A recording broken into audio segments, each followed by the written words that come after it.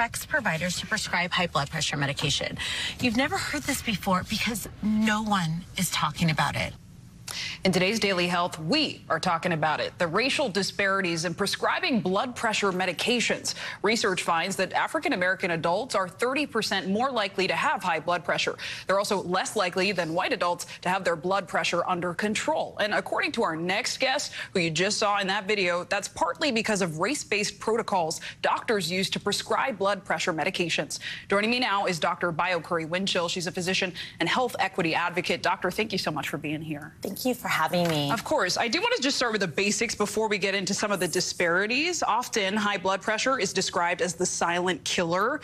Can you talk about the risk factors that lead to high blood pressure? What is it exactly? So just like you mentioned, it is a silent disease. Not everyone knows that you have elevated blood pressure. And so different things can add to it. Stress, family history, several things, lifestyle choices. And so when it's elevated, it increases your risk for heart disease, stroke, and other things that could really make an impact on your life. And there are treatments for it. A lot of those treatments look like medications. And something you have highlighted is the disparity in what white patients are offered and what black patients are offered. I did a quick history lesson to see, like, where exactly did this come from? These guidelines were based on evidence from clinical trials, though a lot of those trials have since come under scrutiny. Talk to us about why black patients are offered a different treatment option than white patients. Just like you mentioned, a lot of this came from clinical trials that was rooted in the color of my skin should indicate what type of medication that I should receive. So I like to break it down just like you mentioned.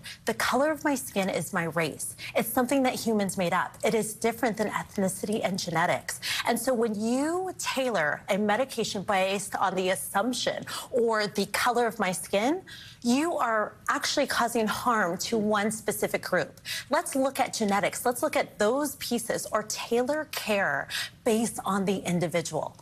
Briefly, why has this become such an issue of importance to you? What made you go look at that list and say, wait, why do black patients just have 2 bullets and non-black patients have so many other options? This came from my father. So I became a physician to help people. And when I saw my father, who was 99 years old, receive a medication different. Why?